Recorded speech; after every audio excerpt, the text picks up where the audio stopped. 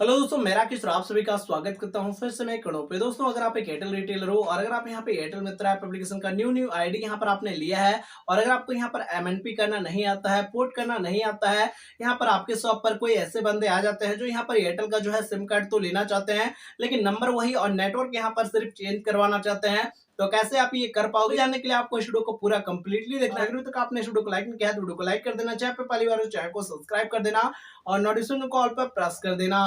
तो चलिए दोस्तों, बिना टाइम वेस्ट किए आज के वीडियो को शुरू करते हैं। तो यहाँ पर कस्टमर का एमएनपी करने से पहले आपको कस्टमर के मोबाइल से आपको एक मैसेज करना होगा यूपीसी कोड जनरेट करने के लिए।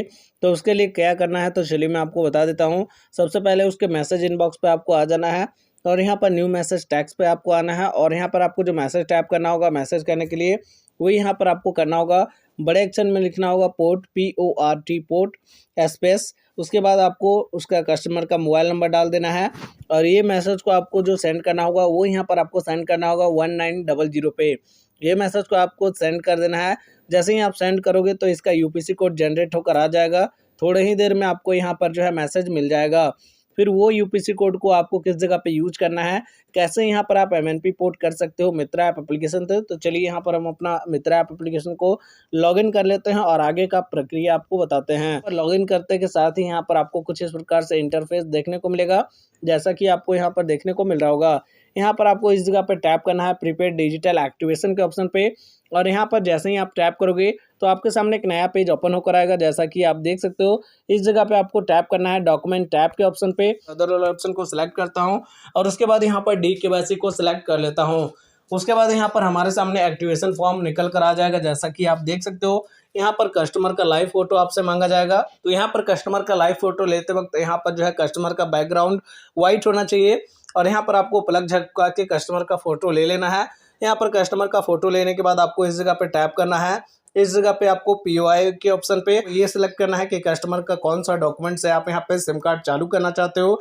जैसे कि यहाँ पर जो ज़्यादा यहाँ पर यूज होता है वो यहाँ पर यूज होता है आधार कार्ड। तो मैं आधार कार्ड को सिलेक्ट कर लेता हूँ और आपको इसी के बारे में डिटेल से समझाता हूँ।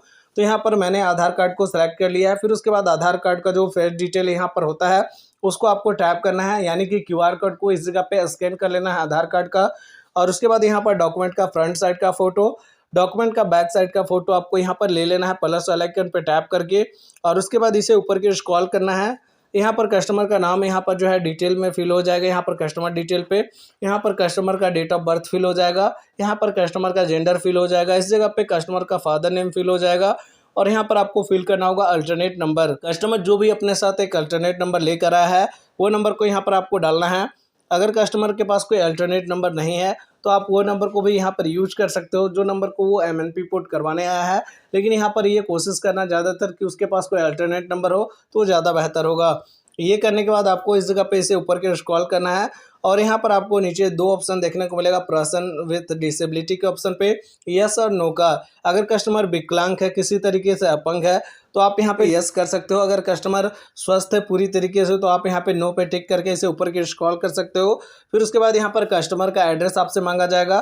तो यहाँ पर आपको कस्टमर का एड्रेस सही तरीके से फिल करना है। कस्टमर का एड्रेस डालने से पहले मैं आपको बता दूं कि यहाँ पर जो है आप कोशिश करोगे कि यहाँ पर जो एरिया का पिन कोड होता है वो डालने का। इससे क्या होगा कि यहाँ पर ऑटोमेटिक कुछ डिटेल फिल हो जाएगा, जैसे कि यहाँ पर आपका लोकेलिटी, यहाँ पर जो है आपका सिटी, यहाँ पर आपका स्टेट, ये सारा कुछ यहाँ पर फिल हो जाएगा। यहाँ पर आपको जो फिल करना होगा वो यहाँ पर आपको लैंडमार्क फिल करना होगा और यहाँ पर आपको हाउस नंबर यहाँ पर फिल करना होगा।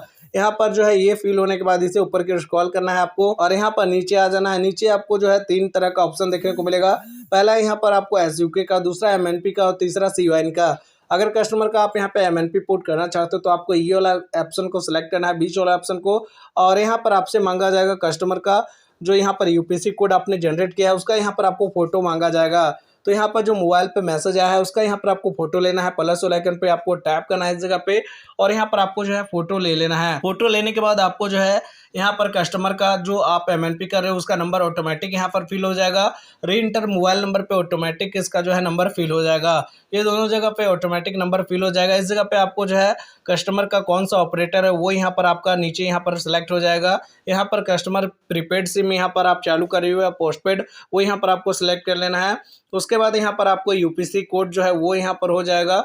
यहाँ पर आपको यूपीसी जनरेट डेट यहाँ पर आपको सिलेक्ट कर लेना होगा और यहाँ पर नीचे आपसे मांगा जाएगा जो ब्लैंक सिम कार्ड होता है, CYN सिम कार्ड MNP करने के लिए, all in one SIM card, वो सिम कार्ड को इस जगह पे आपको टैप करना है और स्कैन कर लेना है। स्कैन होने के बाद आपको जो है यहाँ पर ऑटोमेटिक यहाँ पर आपका सिम नंबर आ जाएगा जो 20 डिजिट का नंबर होता है। यहाँ पर आपको IMSI नंबर आ जाएगा।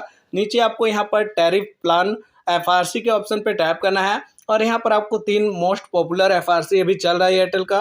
पहला यहाँ पर आपको 179 का, दूसरा यहाँ पर 265 का और तीसरा यहाँ पर आपको 299 का। तो यहाँ पर जो ये 3 FR है, ये पहला वाला नंबर का FR है आपको कॉलिंग के लिए। अगर यहाँ पर कोई कीपैड फ़ोन यूज़र है तो आप ये वाला FR को यूज़ कर सकते हो 179।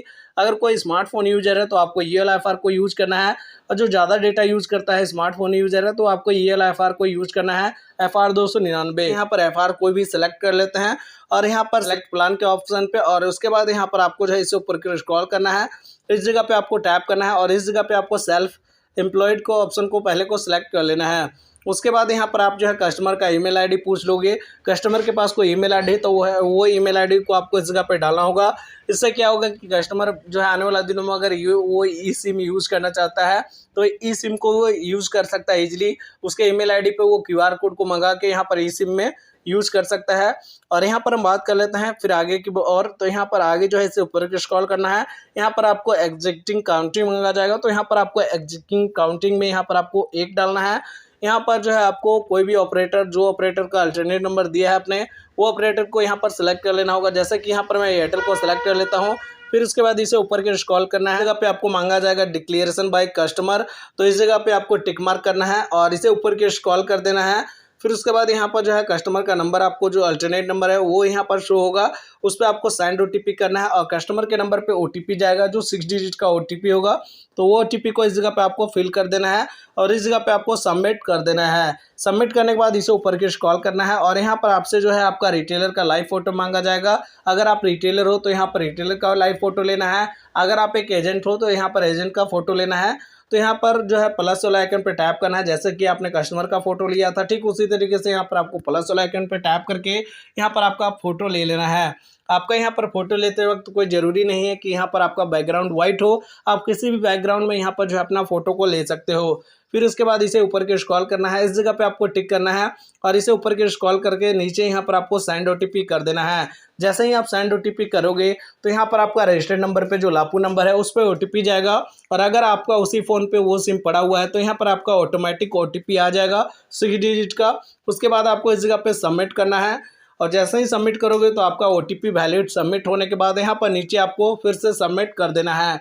सबमिट करने के बाद यहाँ पर आपका जो है कैप अपलोड हो जाएगा, और यहाँ पर अगर जो है लोकल ID और लोकल यहाँ पर सिम कार्ड है किसी अदर ऑपरेटर का, तो वो यहाँ पर जो है 3 दिनों का समय लगेगा यहाँ पर आपका MNP पोर्ट होने के लिए, यानी कि सिम कार्ड चालू होने के लिए एयरटेल में।